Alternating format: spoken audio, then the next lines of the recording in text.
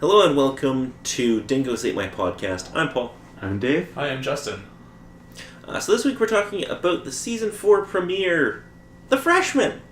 Oh man, the Buffy's going to college. Yes. This episode originally aired October 5th, 1999. Alright, this plot summary might take a while because there's a lot to get through. Yeah. It's a very different college than I went to. Because you went to a wanky arts college. Yeah, Yeah. without the wanky. No, with the wanky. Anyway, Episode 1 of Season 4 marks the first year of college for Buffy and the Scoobies, where they attend the fictional UC Sunnydale campus.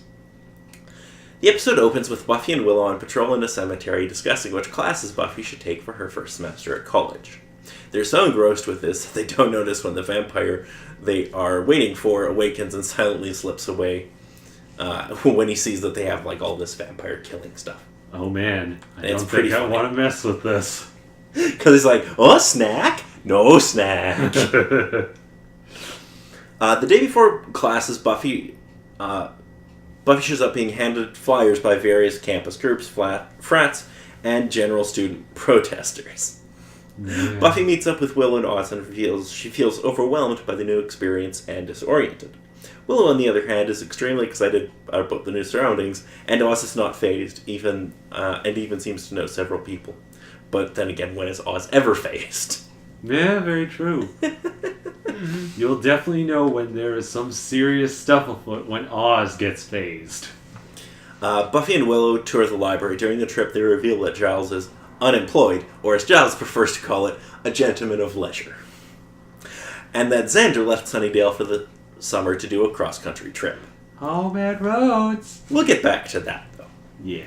Buffy and Willow go to the campus bookstore to look for supplies. When Buffy tries to get the Intro to Psychology text, she knocks it off the shelf and onto the head of Riley Finn.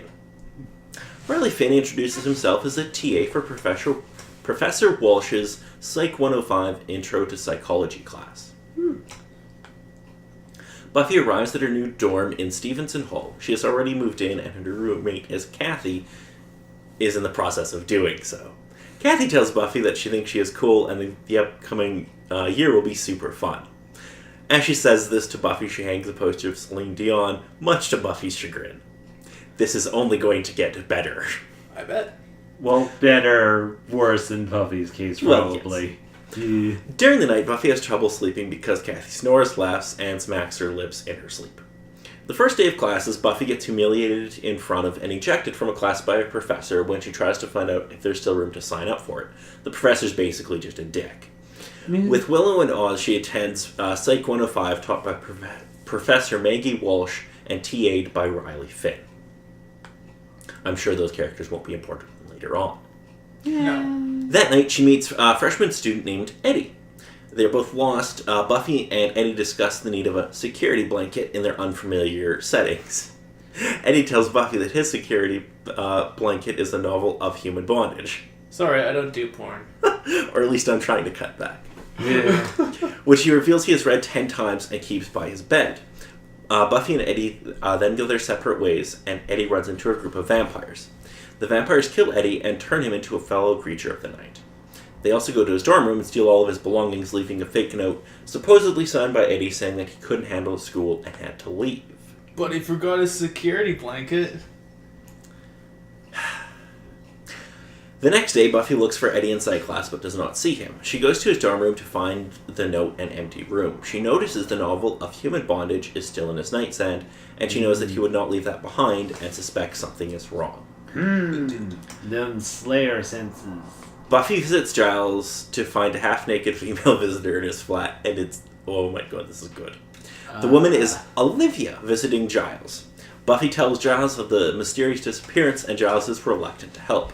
Buffy tries to remind him that he used to be her watcher, and he responds by telling her that she officially no longer has a watcher, and that he will always be there for her.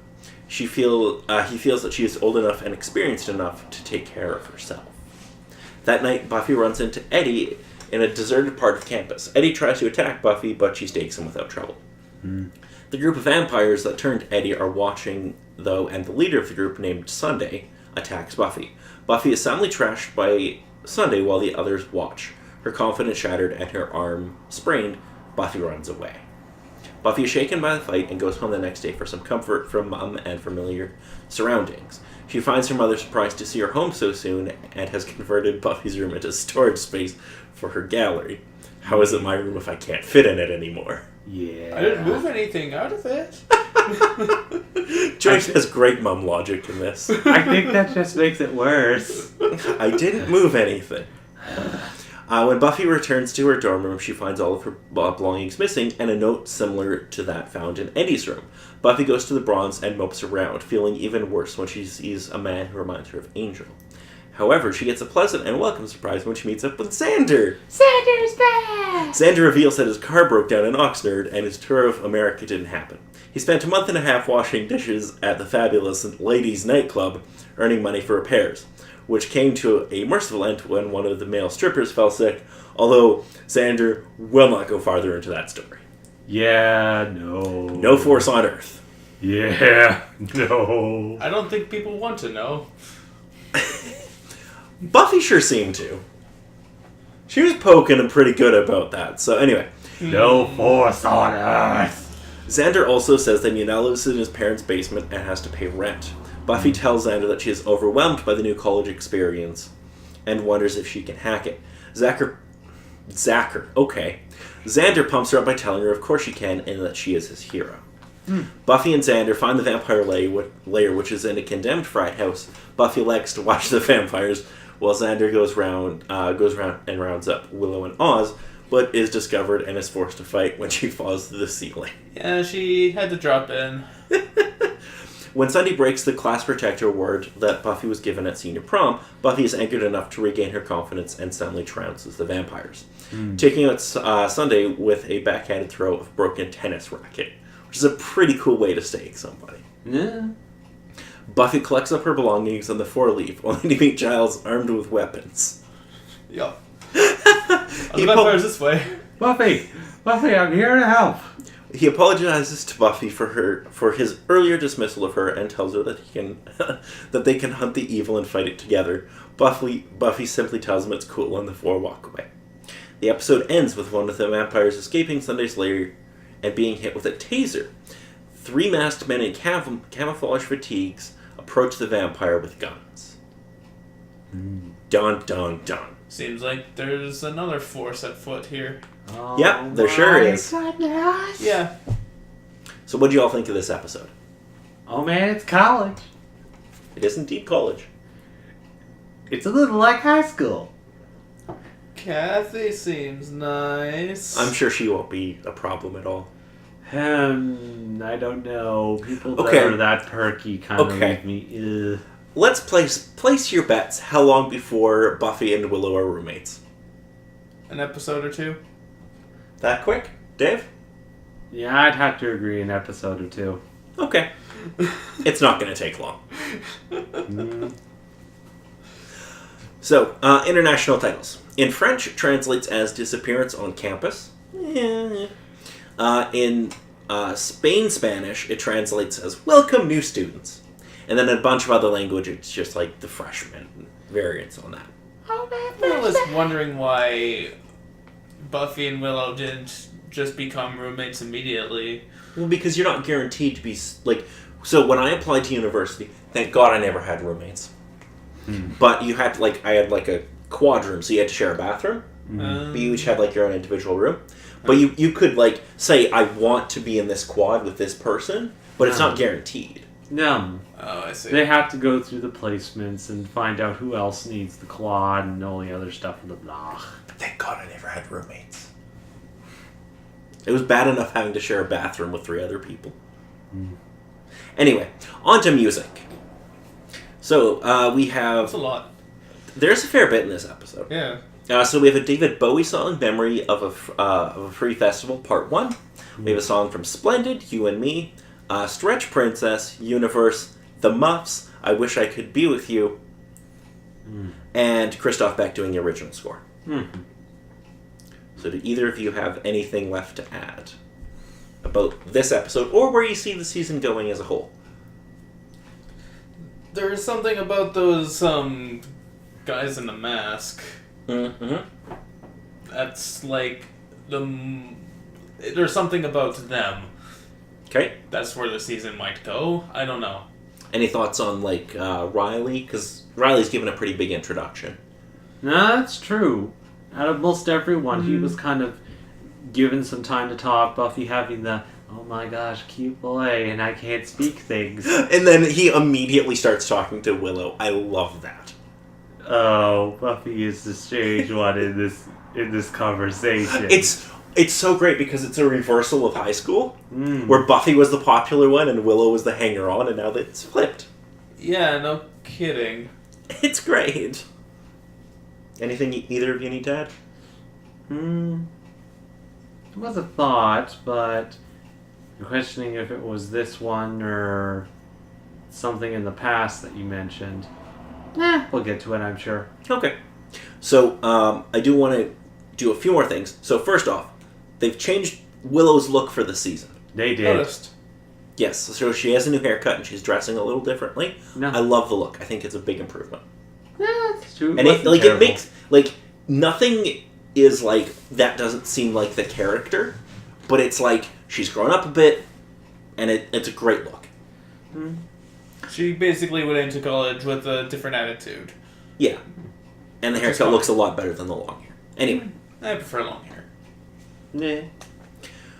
So, I do have 2 quotes from the episode.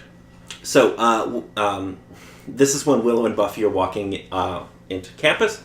It's just in high school, knowledge was pretty much frowned upon. You really had to work to learn anything. But here, the energy, the collective intelligence, it's like this force, this penetrating force. And I can just feel my mind opening up, you know?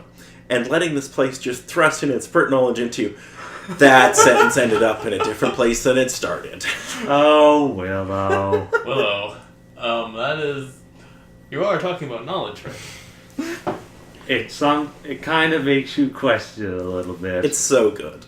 And then, this is probably my favorite thing in the episode, one of Xander's lines.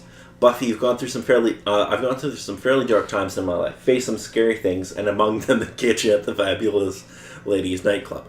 Let me tell you something, when it's dark and I'm all alone, and I'm scared or freaked out or whatever, I always think, what would Buffy do? You're my hero. Yes. It's a great little speech that Xander has that I really like. So what would Jesus do? What would Buffy do? Yeah, it's almost like it was a play on that. Yeah. So, where do you think we're going this season? It kind of seems the same, though, with the Tevlar guys at the end of the episode. It's probably going to be throwing an interesting sort of wrench into it, but I don't think it's going to be kind of world-ending sort of thing like we had with last season. I think it just sort of might be building up to some particular organization.